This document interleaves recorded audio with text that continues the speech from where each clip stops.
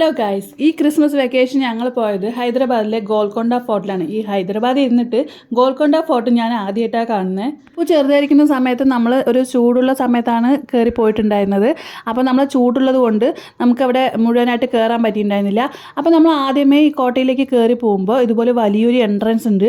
അതിന് ഇരുമ്പിൻ്റെ വാതിലാണ്. ആ ഇരുമ്പിൻ്റെ വാതിൽ ഒരാളൊന്നും തുറന്നാൽ നമ്മൾക്ക് തുറക്കാൻ പറ്റില്ല കേട്ടോ, അത്രയും വലിയൊരു വാതിലാണ്. പിന്നെ കയറി പോകുമ്പോൾ അവിടെ ഒരു ചെറിയൊരു സ്ക്വയർ പീസ് ഉള്ള അടയാളപ്പെടുത്തിയിരിക്കുന്ന ഭാഗത്ത് നമ്മൾ എന്തെങ്കിലും സൗണ്ട് ഉണ്ടാവുകയാണെങ്കിൽ ദൂരെ ഇരിക്കുന്ന രാജാവിന് ആ സൗണ്ട് മനസ്സിലാക്കാൻ പറ്റും. നമ്മൾ അവിടെ നിന്ന് ക്ലാപ്പ് ചെയ്യുമോ എന്തെങ്കിലും സൗണ്ട് ഉണ്ടാക്കിയെന്ന് പറഞ്ഞാൽ മുകളിലുള്ളൊരു മണി പോലത്തെ സംഭവം ഉണ്ടല്ലോ, ഈ ഡിസൈനിൽ വൈബ്രേഷൻ ആവും. ഈ വൈബ്രേഷനോ എന്തോ ഒരു കോറിഡോർ ഉണ്ടാക്കിയിരിക്കുന്നത് അങ്ങനെയാണ്. മുകളിൽ രാജാവ് ഇരിക്കുന്ന സ്ഥലത്ത് നിന്ന് ഇവിടെ എന്ത് ചെറിയ ശബ്ദം ഉണ്ടാക്കിയാലും തിരിച്ചറിയാൻ പറ്റും. രാജാവ് ഇരിക്കുന്നത് ഞാൻ ഈ അടയാളപ്പെടുത്തിയിരിക്കുന്ന ഭാഗത്താണ്. അപ്പോൾ ഇവിടെ എന്തെങ്കിലും സൗണ്ട് ഉണ്ടാവുകയോ അല്ലെങ്കിൽ യുദ്ധങ്ങളോ എന്തെങ്കിലും നടക്കുന്നുണ്ടെന്ന് അറിഞ്ഞാൽ പുള്ളിക്കാരൻ അവിടെ നിന്ന് പെട്ടെന്ന് രക്ഷപ്പെടാൻ പറ്റും. 13ാമത്തെ സെഞ്ചുറിയിൽ കാക്കതീയ ഡൈനസ്റ്റിയിലുള്ള ആൾക്കാരാണ് ആദ്യമായിട്ട് ഈ ഗോൽക്കൊണ്ട ഫോർട്ട് ഉണ്ടാക്കിയത്. അത് തുടക്കത്തിൽ മണ്ണ് കൊണ്ടാണ് ഉണ്ടാക്കിയതെങ്കിൽ 16ാമത്തെ സെഞ്ചുറിയിൽ കുത്തബ് ഷാഹിയാണ് ഇതിനെ എക്സ്പാൻഡ് ചെയ്തിട്ട് ഈ ഇന്നത്തെ കാണുന്ന രൂപത്തിലേക്ക് ആക്കിയത്. ഇപ്പോഴിത് ഹെറിറ്റേജ് ലിസ്റ്റിലുള്ള ഒരു സ്ഥലമാണ്. ഈ കോട്ട അന്നത്തെ കാലത്ത് അവരെങ്ങനെ നിർമ്മിച്ചു എന്നാണ് നമുക്ക് ആശ്ചര്യം തോന്നിപ്പോകുന്നത്. കുളിക്കാനുള്ള സൗകര്യം മുതൽ വെള്ളം കൊണ്ടുവരാനുള്ള സൗകര്യം എല്ലാം അവരവിടെ ഒരുക്കിയിട്ടുണ്ട്. വലിയ വലിയ വിശാലമായിട്ടുള്ള കോറിഡോർസ്, പിന്നെ രാജകുമാരിയുടെ കൊട്ടാരം, രാജാവിൻ്റെ കൊട്ടാരം, ദർബാർ ഹാള്, ഇതെല്ലാം അവിടെ ഉണ്ട് കേട്ടോ ഇപ്പോഴും. പിന്നെ ഇതുപോലെ ചെറിയ ചെറിയ സീക്രട്ട് അറകളും നമുക്ക് അവിടെ കാണാൻ പറ്റും. ഒരു വലിയ കുളം നമ്മളൊക്കെ അവിടെ കണ്ടു. ഇതായിരിക്കും അവർ പണ്ടത്തെ കാലത്ത് വെള്ളത്തിന് വേണ്ടി ഉപയോഗിച്ചിട്ടുണ്ടായിരുന്നത്. ഇവിടെ നിന്നൊക്കെ അവർ എങ്ങനെ വെള്ളം കോരി കൊണ്ടുപോയി നമുക്ക് മനസ്സിലാവുന്നില്ല. അപ്പോൾ എത്രമാത്രം ആൾക്കാർ അവിടെ ഉണ്ടായിരുന്നു നോക്കൂ. പിന്നെ ചില സ്ഥലങ്ങൾ ഇതുപോലെ ഗേറ്റ് കെട്ടിവെച്ച് അടച്ചിട്ടുണ്ട്.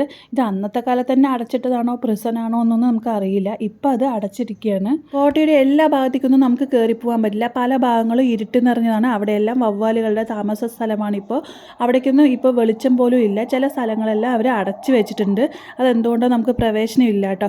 അപ്പോൾ നമ്മൾ കുറേ ദൂരം പോകുമ്പോൾ നമുക്ക് മുകളിൽ കയറി നോക്കിയാൽ കാണുന്ന വ്യൂ ആണ്. മൊത്തം ഹൈദരാബാദ് ഇവിടെ നോക്കിയാൽ തന്നെ കാണാൻ പറ്റുന്നുണ്ട്. മൊത്തം ഹൈദരാബാദ് അല്ലെങ്കിലും ഏകദേശം പല സ്ഥലങ്ങളും കാണാൻ പറ്റുന്നുണ്ട്. പിന്നെ നമ്മൾ കോട്ടയുടെ ഏറ്റവും മുകളിലേക്ക് പോകുമ്പോൾ അവിടെ ഒരു അമ്പലമുണ്ട് കേട്ടോ. ഒരു മുസ്ലിം രാജവംശമായിട്ട് കൂടി അവിടെ ഒരു ഹിന്ദു ടെമ്പിൾ ഉണ്ടായത് തന്നെ വലിയൊരു ആശ്ചര്യമായിട്ടുള്ള കാര്യമാണ്. ഏറ്റവും മുകളിൽ ഇതാണ് ദർബാർ ഹാൾ എന്ന് പറയുന്നത്. രാജാവിൻ്റെ എല്ലാ പരിപാടികളും അവിടെയാണ് നടക്കാറുള്ളത്.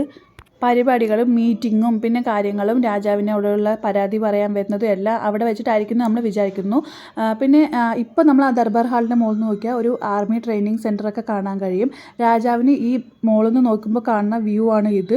അപ്പോൾ ഈ കോട്ടയുടെ മുക്കാൽ ഭാഗവും നമുക്ക് ഇവിടെ നിന്ന് നോക്കിയാൽ കാണാൻ പറ്റും. അപ്പോൾ ഏതെങ്കിലും ശത്രുക്കൾ വരുന്നുണ്ടോ, അവർ എവിടെ എത്തി എന്നെല്ലാം മനസ്സിലാക്കാൻ പറ്റും. അന്നത്തെ കാലത്ത് ഇത്രയും ബ്യൂട്ടിഫുൾ ആയിട്ടുള്ളൊരു സ്ട്രക്ചർ ഉണ്ടാക്കി എന്ന് പറഞ്ഞാൽ ഭയങ്കര അത്ഭുതമായിട്ടുള്ള കാര്യമാണ്. അത് മാത്രമല്ല അത് ഇത്രയും കാലം നിലനിന്നതിലാണ് ഏറ്റവും വലിയ സംഭവം. ഇവിടെ എല്ലാ ദിവസവും വൈകുന്നേരം 6:30 മുതൽ 7:30 വരെ ലൈറ്റ് ആൻഡ് സൗണ്ട് ഷോ ഉണ്ട് കേട്ടോ. തിരിച്ചിറങ്ങി വരുമ്പോൾ നമ്മൾ വേറൊരു വഴി കൂടിയാണ് ഇറങ്ങി വന്നത്. അപ്പോഴാണ് നമ്മൾ അവിടുത്തെ ആൾക്കാരൊക്കെ കുളിക്കാൻ വേണ്ടി ഉപയോഗിച്ചിട്ടുണ്ടായിരുന്ന സ്ഥലം. നമ്മുടെ ഇന്നത്തെ ബാത്റൂമാണ് അവരുടെ പഴയ ഈ രൂപത്തിലായിരുന്നു അന്നത്തെ ബാത്റൂമൊക്കെ ഉണ്ടായിരുന്നത്.